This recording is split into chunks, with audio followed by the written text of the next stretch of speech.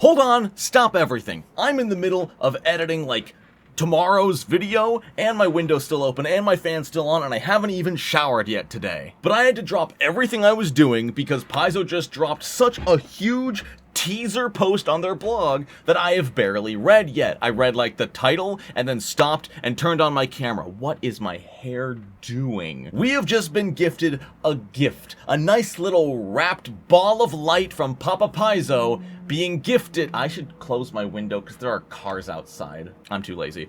We got the preview of the Solarian class for Starfinder 2E. Y'all, if you're unaware, I made a video on the Solarian a long time ago. They're basically a combatant that utilizes a tiny personal star to become armor or weapons and explode people. How is that translating to the Pathfinder 2E game system?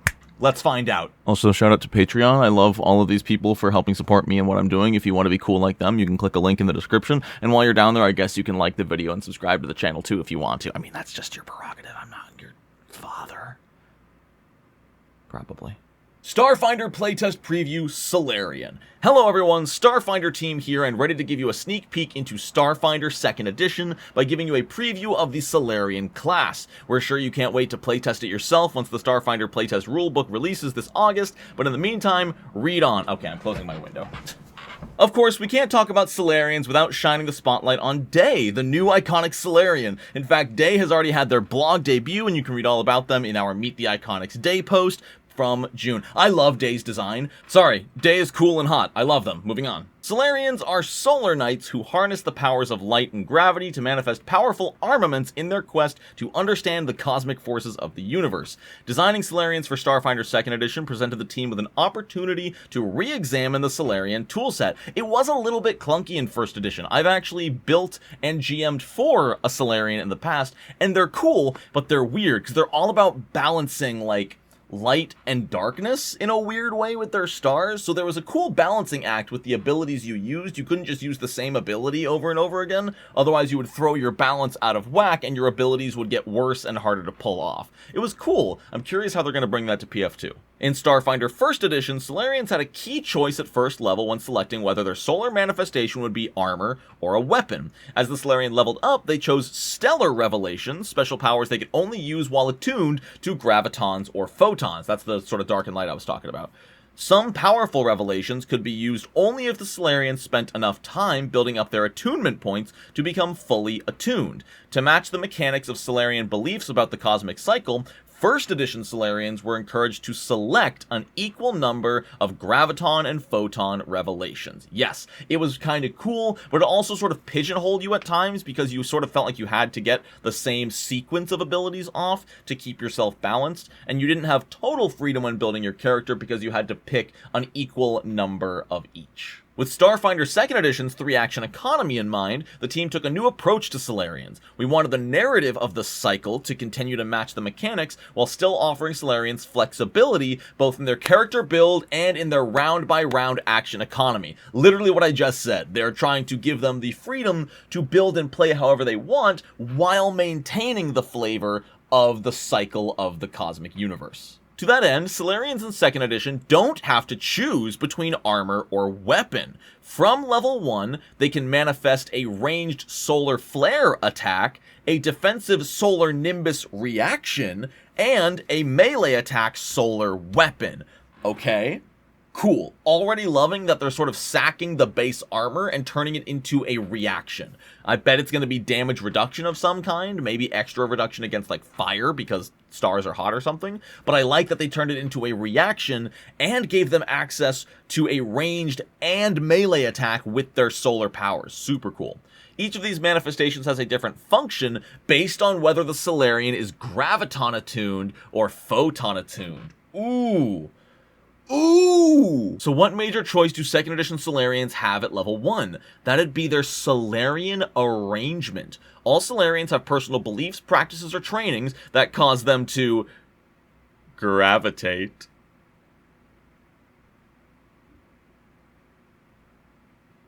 I don't get it. toward a specific aspect of the cycle, whether that's gravitons, photons, or balance. Oh, that's sick. So rather than all Solarians being forced to balance in the middle, now you can choose to go full graviton, or full photon, or respect the balance of the cosmos. That's freaking sick!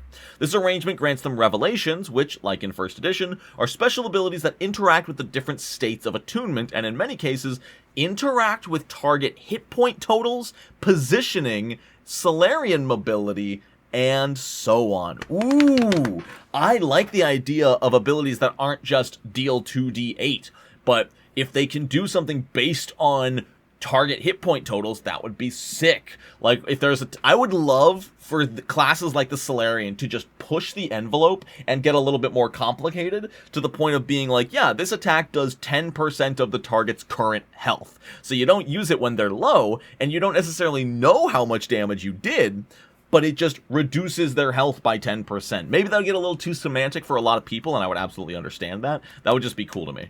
Okay, so if Solarians choose a Solarian arrangement that focuses on gravitons, are they going to spend all their time attuned to gravitons? Doesn't that go against the narrative of the cycle and the balance between stellar forces? This is where we've made what is possibly the biggest change to Solarians. Their attunement works differently now. Gone are the days of tracking attunement points. Thank God, I hated having to track that resource which just existed to tell me what state I was in. It was not that fun. You're either attuned to gravitons, photons, or neither. Furthermore, we've introduced a new type of ability with the cycle trait, which when used cycles your attunement. Using a cycle ability while graviton attuned means you resolve that ability and then immediately become photon attuned. If you want to be graviton attuned again, use another cycle ability or the attune action.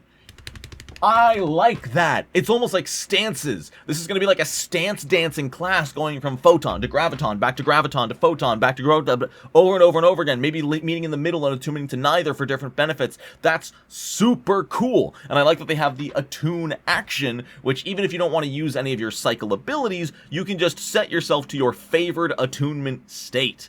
Oh, this is rad already. If you want to play a Solarian who does a lot of attunement swapping and has greater attunement flexibility, you'll want the balanced arrangement because, among other fun abilities, the attune action lets you pick either graviton or photon. Gotcha! So there's 3 subclasses, graviton, photon, and balanced. The attune action puts you attuned to your subclass. If you're a graviton, attuning will just make you graviton attuned. But if you're balanced, you can pick whichever one is more fitting of the situation for the ability you want to use next. Freaking sick. This round-by-round decision-making process based on each ability's unique attunement effects is played out quite well in both internal and public playtests, and we can't wait for you to try it out. Players seem to enjoy the rush of cycling between graviton and photon attunement, and the combos they can create with the Solarian's abilities. You might not need to take the attune action during combat at all if you're intentional about how and when you use your cycle abilities. I love that. That gives sort of a skill floor that you can use, or like skill floor, skill ceiling. I can't even remember which is the right term here.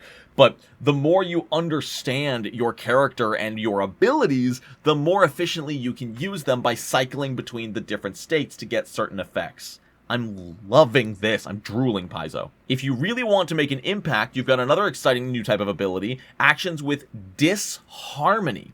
They have a big effect, then completely end your attunement. So they're sort of like the Kineticist Overflow.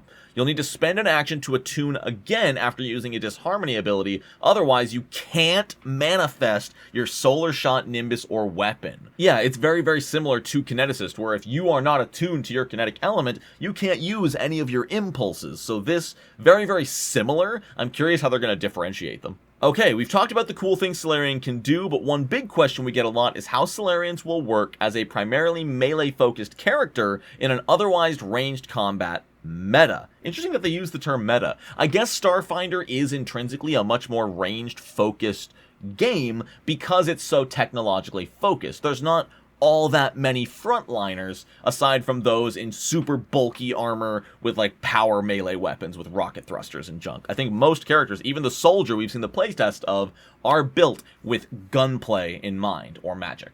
We've mentioned their Solar Flare, a fun way to attack enemies at a short distance. It's a great ability to fire off while closing the gap. Speaking of closing the gap, Solarians have a plethora of options when it comes to battlefield positioning, whether that's gaining a big speed boost or taking a more direct approach and moving enemies around with gravity powers. Ooh, are they gonna have like ranged athletics pull actions, almost like shove but towards you? Because that would be really, really sick. Even better if it doesn't have to be athletics, if it can just be some kind of saving throw. That would be awesome to just be able to be like, okay, I know you're all ranged attackers, but you're coming to me.